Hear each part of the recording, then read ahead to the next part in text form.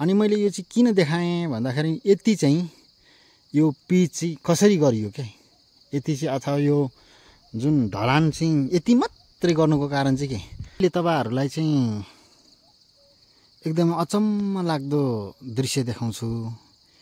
यो चाहिँ लगभग 20 मिटर जति यो पिच होला अथवा यो ढलान होला, मात्रै 20 मिटर, त्यो भन्दा बढी नहोला मलाई लाग्छ। अनि यो चाहिँ रामेछाप जिल्लाको रामेछाप नगरपालिका वडा नम्बर 1 मा पर्दो रहेछ यो सडक, यो बाटो। अनि यो बाटो चाहिँ कहाँ जान्छ भन्दाखेरि सालु देउराली, अनि त्यसपछिबाट चाहिँ यता चाहिँ ढाडे सिर्से ओखलढुङ्गा खिचिदेम्बा जान्छ। यताबाट चाहिँ त्यता जान्छ भने ओखलढुङ्गा ढाडे सिर्से जान्छ भने यता चाहिँ सालु देउराली मन्थली जान्छ यो रोड है त।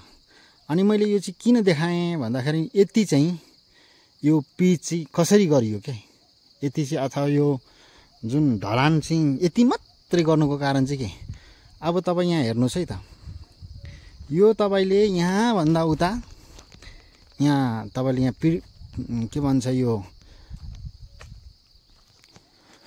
ढलान पनि गरेको छैन होइन, ग्राभेल गरेको छ अलाली। अब यति नै हो गरेको है। अनि मैले यो चाहिँ बुझ्न सकिनँ हैन, यो चाहिँ अब यो बजेटको दुरुपयोग हो कि अथवा के हो, यहाँको स्थानीय कोही हुनुहुन्छ भने कमेन्ट गर्नु होला। अनि मलाई अचम्म लाग्यो, यति मात्रै ढलान, यहाँ भन्दा तल कतै ढलान छैन अथवा पिच पनि छैन, ढलान पनि छैन हैन, यहाँ भन्दा उँधो त्यस्तो पिच ढलान केही छैन के।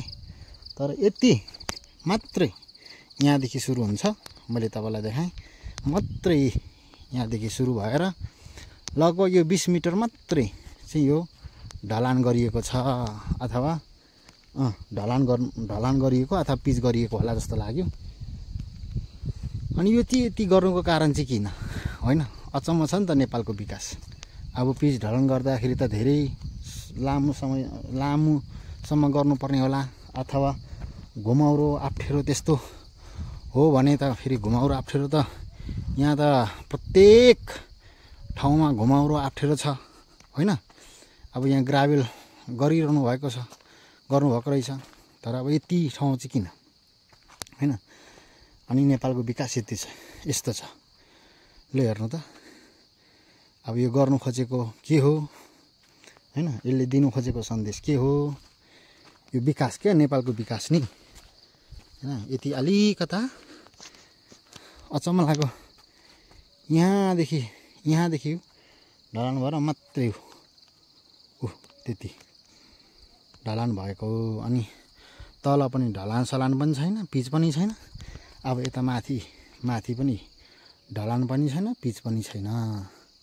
हेर्नुहोस् है त, अचम्म छ नि त। यो अचम्म भएर चाहिँ मैले यो के भन्छ, मैले आफ्नो यो मोटरसाइकल रोकेर यहाँ खिचेको, यो तपाईहरुलाई पनि देखाउनु पर्यो भनेर के है।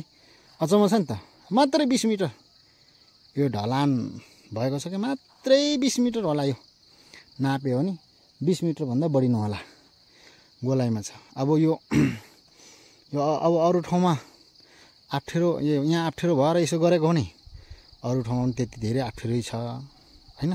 अरू ठाउँमा यस्तो ढलान पिच कतै छैन, तलदेखि माथिसम्म, माथिदेखि तलसम्म है। किनभने यो चाहिँ म दोस्रोचोटि आएको, अरू ठाउँमा पनि यस्तै गरेको होला कि गोलाइमा भन्दाखेरि फेरि अरू ठाउँमा गरेको छैन।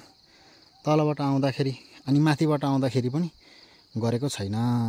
अनि नेपाल चाहिँ यस्तो छ साथी हो, नेपालको विकास हैन। अचम्म लाग्दछ नि त, अचम्मै लाग्दछ।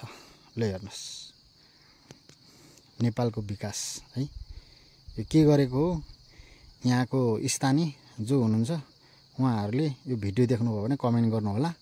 यो चाहिँ रामेछाप जिल्लाको रामेछाप नगरपालिका वडा नम्बर 1 गोगने अथवा पानीचौर पनि भन्छन् रे, तर ठाउँको नाउँ चाहिँ एक्ज्याक्टली के हो मलाई थाहा भएन। तर यो चाहिँ यस्तो छ है त। ल